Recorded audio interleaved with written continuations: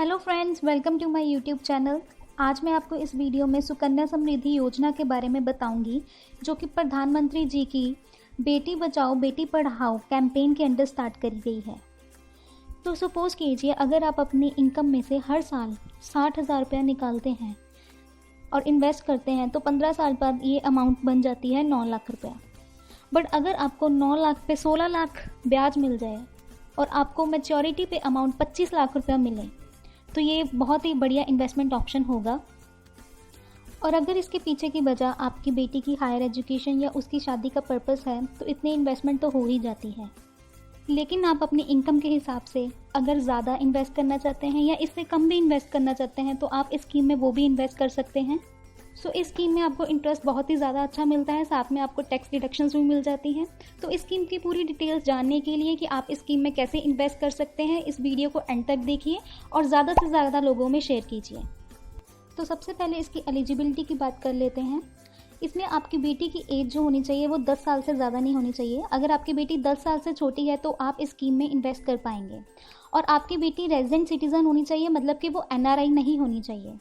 और ये सिर्फ 2 गर्ल चाइल्ड के लिए ही हो सकता है। जैसे एक फैमिली में सिर्फ 2 लड़कियों के लिए ही ये स्कीम ली जा सकती है। अगर किसी फैमिली में 3 लड़कियां हैं तो आप तीनों के लिए नहीं ले सकते, सिर्फ किसी 2 लड़कियों के लिए ही ले सकते हैं।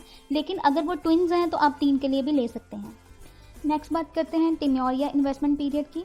सो इस डिपॉजिट का जो टाइम पीरियड है वो है 21 साल। सपोज कीजिए कि आपकी बेटी 10 साल की होगी और 10वें साल में आप उसका अकाउंट ओपन करवा रहे हैं, तो जब वो 31 साल की हो जाएगी तब आप पूरे पैसे विड्रॉ कर पाएंगे। लेकिन जो आपको डिपॉजिट करवाना है इस स्कीम में वो सिर्फ 15 सालों तक करवाना है। 15 से लेकर 21 साल तक आपको कोई पैसे जमा नहीं करवाने हैं, लेकिन उस पीरियड के दौरान भी आपको इंटरेस्ट मिलता रहेगा। तो जो इसका करंट रेट ऑफ इंटरेस्ट चल रहा है वो है 7.6%, जो कि हर क्वार्टर में रिवाइज होता है। और बहुत से क्वार्टर्स में ये 8% से ज़्यादा भी रह चुका है। और इसका जो रेट ऑफ इंटरेस्ट होता है वो PPF के रेट से हमेशा ज़्यादा ही होगा। तो नेक्स्ट बात करते हैं इन्वेस्टमेंट की। तो मिनिमम अमाउंट जो आप इसमें इन्वेस्ट कर सकते हैं वो है 250। आप एक साल में 250 तो आपको जमा इसमें करना ही पड़ेगा। बहुत ही नॉमिनल से अमाउंट रखी गई है ताकि हर क्लास के पीपल इसमें इन्वेस्ट कर सकें। और जो मैक्सिमम अमाउंट है वो है 1.5 लाख रुपया। आप 1.5 लाख से ज़्यादा इस स्कीम में नहीं इन्वेस्ट कर सकते हर साल। अगर आपको 1.5 लाख रुपया पूरा इन्वेस्ट करना है तो आप मंथली इंस्टॉलमेंट्स के ज़रिए भी इसको पे कर सकते हैं। एंड आप किसी भी साल अगर पैसे डिपॉजिट करवाना भूल जाते हैं तो इसमें बड़ी ही नॉमिनल पेनल्टी लगती है, जो कि है 50 रुपये पर ईयर। और आप 50 रुपये दे के और दोबारा 250 रुपये मिनिमम मेंटेन करके आप अपना अकाउंट दोबारा रीएक्टिवेट उस साल में करवा सकते हैं। तो ये अकाउंट आप किसी भी बैंक या पोस्ट ऑफिस में ओपन कर सकते हैं। तो और इसके लिए क्या डॉक्यूमेंट्स रिक्वायर्ड है? सबसे पहले बेटी का बर्थ सर्टिफिकेट आपको चाहिए, और जो भी पेरेंट या उसका लीगल गार्डियन है उसका ID एंड एड्रेस प्रूफ आपको चाहिए होगा। तो नेक्स्ट बात करते हैं डिडक्शंस की। जितनी भी आप अमाउंट इन्वेस्ट करते हैं स्कीम में उसकी आपको 80C में डिडक्शन मिल जाती है। जितनी भी आपको इंटरेस्ट इनकम मिलेगी वो भी सारी टैक्स फ्री है। और लास्ट में जब आपको मैच्योरिटी अमाउंट मिलेगी वो भी सारी टैक्स फ्री है। तो इन सिंपल वर्ड्स ये एक टैक्स फ्री स्कीम है।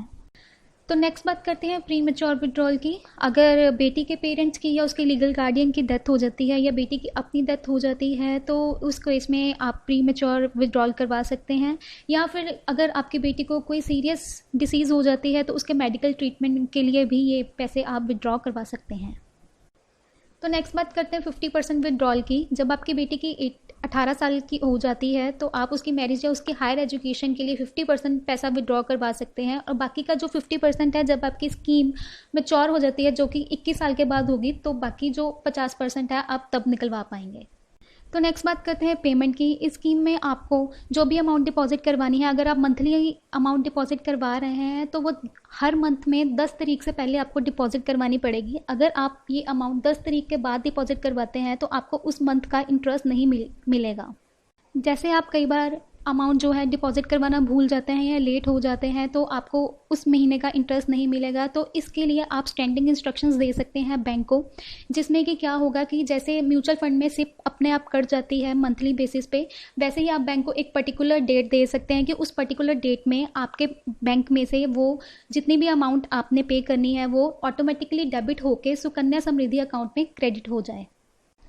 तो आगे बात करते हैं लोन की। जैसे आप बहुत से डिपॉजिट करवाते हैं तो आपको उस डिपॉजिट के अगेंस्ट लोन मिल जाता है, बट इस स्कीम में जो भी आप डिपॉजिट करवाते हैं उसके अगेंस्ट आपको कोई लोन नहीं मिलेगा। तो ये सारी डिटेल्स थी इस स्कीम के बारे में, और मेरी पर्सनल रिकमेंडेशन यही है कि आप इस स्कीम में ज़रूर इन्वेस्ट कीजिए ताकि आपकी बेटी का फ्यूचर कल को सिक्योर हो सके। एंड अगर आप देखना चाहते हैं कि आप हर साल इन्वेस्ट करके मैच्योरिटी में कितना कमा पाएंगे, तो मैंने डिस्क्रिप्शन बॉक्स में आपको एक लिंक दिया है जहाँ पे आप क्लिक करके सिंपली आप लिख दीजिए कि आप हर साल कितना इन्वेस्ट कर सकते हैं, अमाउंट डालिए, तो आपको पता लग जाएगा आप मैच्योरिटी पे क्या अमाउंट ले सकते हैं। सो ऐसे ही और वीडियोस के लिए मेरे पेज को सब्सक्राइब कीजिए, मेरी वीडियो को लाइक कीजिए और इस चैनल को शेयर कीजिए। Thank you so much.